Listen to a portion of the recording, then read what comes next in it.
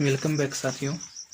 कल हमने उर्दू ग्रामर की शुरुआत की थी और कल हम आपको पढ़ाए थे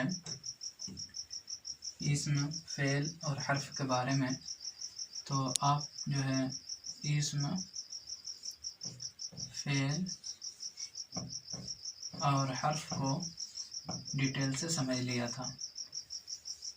आपने इसे डिटेल से समझ लिया था। अब ये है कि इस्म, फ़ेल, हर्फ, हमने इसमें के बारे में बताया था कि इसमें मारफा भी होता है और नकरा भी होता है। इसमें समझ रहे ना किसे कहते हैं? हमने बताया था कि इसम वह कलमा है जिससे किसी शख्स या जगह या किसी चीज़ का नाम मालूम हो, जैसे मुंबई वगैरह। ये मारफा क्या है और नकरा क्या है, आज हम इसे डिटेल से पढ़ेंगे। तो ये बहुत आसान सी चीज़ है, हम आपको फैक्ट से समझाएंगे, स्टेप बाय स्टेप समझाएंगे। आपने इंग्लिश में पढ़ा होगा कॉमन नोन, प्रॉपर नोन। अगर वो याद है आपको तो हम उसी से समझाएंगे और बहुत अच्छे तरीके से आपके जहन में बस जाएगा। देखें, इसमें मारफा भी होता है और इसमें नकरा भी होता है। एक होता है इसमें मारफा और एक होता है इसमें नकरा। इसमें मारफा को प्रॉपर नॉन कहते हैं। इंग्लिश में क्या कहते हैं? इसे प्रॉपर नॉन। और इसमें नकरा को इंग्लिश में कॉमन नॉन कहते हैं। अब आपको मालूम है कि प्रॉपर नॉन किसे कहते हैं और कॉमन नॉन किसे कहते हैं। वही इंट्रोडक्शन अगर आप एग्जाम में भी लिख दीजिएगा तो काफ़ी होगा। और इसमें नकरा, कॉमन नॉन किसे कहते हैं आपको मालूम है। वही बात अगर उर्दू में सिर्फ आप लिख दीजिएगा उसकी तारीफ तो भी चलेगा और उतना ही नंबर आएगा। तो देखें, इसमें मारफा वो इसम है जो ख़ास शख्स, ख़ास चीज़ और ख़ास जगह का नाम बताए। क्या है इसमें मारफा? वो इसम है, मैं तारीफ लिख रहा हूँ, देख लीजिए। इसमें मारफा वो इसम है जो ख़ास शख्स या ख़ास चीज़ या ख़ास जगह का नाम बताए। ख़ास जगह का नाम बताएं। ये हो गया इसमें मारफा। मिसाल के तौर पर इसमें मारफा वो इसमें है जो ख़ास शख्स या ख़ास जगह या ख़ास चीज़, यहाँ पे चीज़ छूट गया, या ख़ास चीज़ या ख़ास जगह का नाम बताए। जैसे किसी का नाम हो मोहन, इसी तरह हमारे शहर का नाम है गया। तो ये ख़ास आदमी का नाम है, ये ख़ास शहर का नाम है। तो जो ख़ास चीज़, ख़ास शख्स या ख़ास जगह के बारे में बताया वो क्या होता है? इसमें मारफा होता है। बस अगर हम आपसे पूछ लें कि इंग्लैंड ये क्या है, तो आप ये कहिएगा कि इंग्लैंड जो है ये इसमें मारफा है। मैं पूछूंगा आप कैसे ये जान गए कि ये इसमें मारफा है, तो आप कहिएगा कि ये ख़ास जगह का नाम है। ये क्या है? ख़ास जगह का नाम है। जब आप इसे समझ गए हैं तो चलिए अब हम इसमें नकरा को समझाएंगे, उसके बाद आपसे एक दो सवालात करेंगे। इसमें नकरा क्या है? इसी का ऑपोजिट कर दीजिए कि इसमें नकरा वो इसमें है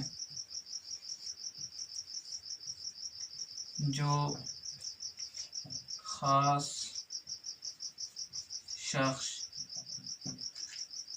या ख़ास चीज़ या ख़ास जगह का नाम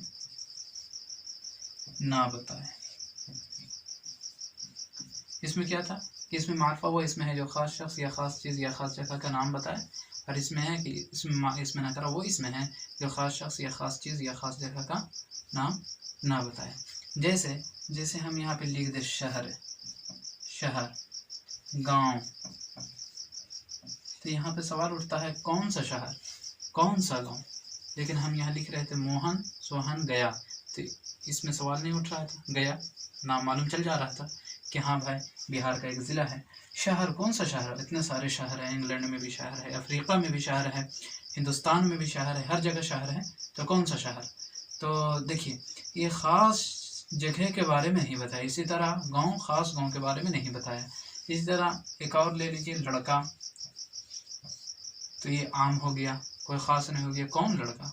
इसी तरह आप लड़की कर लीजिए, तो ये ख़ास चीज़, ये ख़ास शख्स नहीं हुआ। इसी तरह आदमी कर लीजिए, सारे आदमी आ गए हैं। तो आप समझ गए होंगे कि इसमें मारफा ख़ास चीज़ के बारे में बताता है और इसमें नकरा ख़ास नहीं बल्कि आम के बारे में बताता है। ये आपका क्लियर हो गया होगा। अगर कोई सवाल हो तो आप कमेंट सेक्शन में ज़रूर बताएं, हम फिर आपको बताएंगे। अच्छा, इसमें नकरा और इसमें मारफा को अगर आप समझ लिए हैं तो हम आपसे एक सवाल करेंगे, उसका आपको जवाब देना है। एक लफ्ज़ है किताब और एक है अंग्रेज़ी किताब।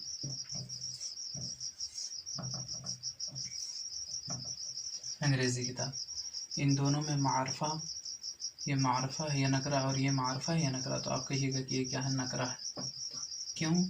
क्योंकि ये किताब जो है कोई भी किताब हो सकती है, तो इससे कोई ख़ास चीज़ समझ में नहीं आया। ये अंग्रेज़ी की किताब है, यानी हिंदी, उर्दू, मैथमेटिक्स वगैरह नहीं है, यानी कि इंग्लिश की किताब है। आप समझ में आया ये क्या है, मारफा है। देखा आपने कितने अच्छे से इसे समझ लिया। अब हम बढ़ते हैं वाहिद और जमा की तरफ। वाहिद और जमा की तरफ देखें, इसमें कि तादाद के एतबार से, तादाद के एतबार से इसमें की दो किस्में हैं। तादाद के एतबार से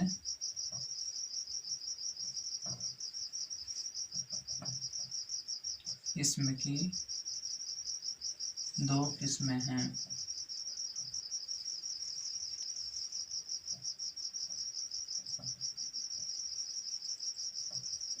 कौन कौन? एक है वाहिद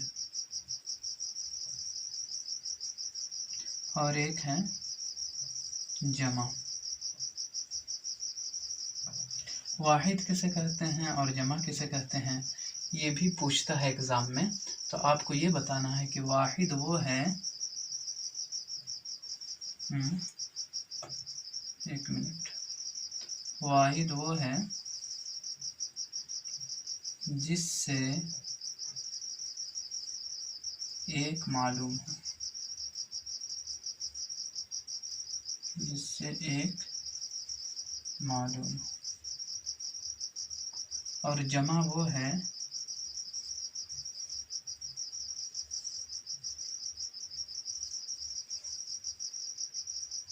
जिससे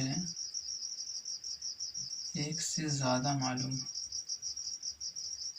एक से ज़्यादा मालूम हो, उसे क्या कहते हैं, जमा कहते हैं। एक से ज़्यादा मालूम हो, जैसे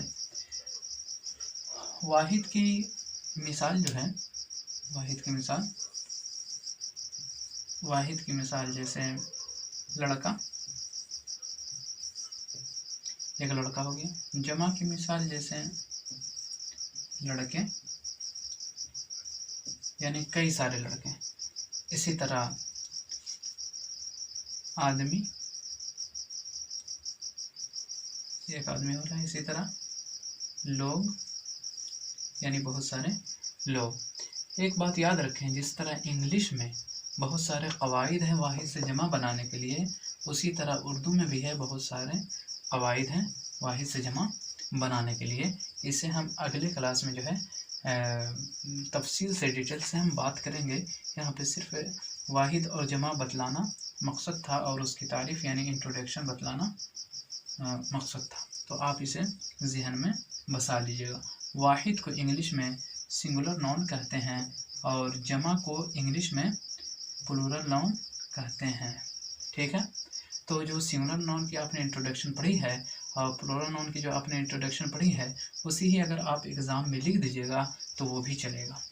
कल हम इस पर डिटेल से बात करेंगे कि वाहिद से जमा कैसे बनाया जाता है और जमा से वाहिद कैसे बनाया जाता है। अब हम आगे चलते हैं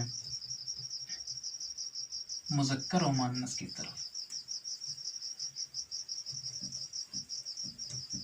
एक बात याद रखें, जितनी बातें हम पढ़ा रहे हैं अगर आपने इसे पढ़ लिया तो ज़रूर आप 75 से प्लस नंबर लाएंगे, 75 से आप ज़्यादा नंबर लाएंगे।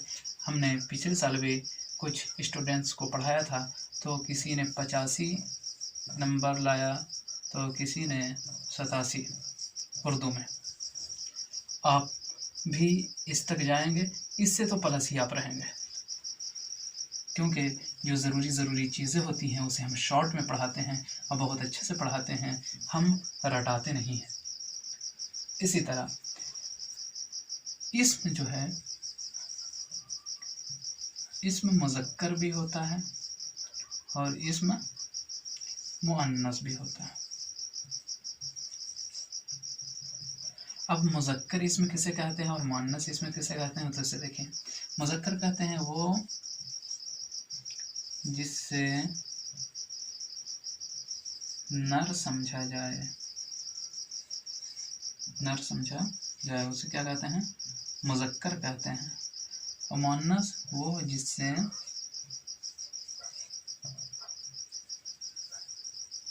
मादा समझा जाए,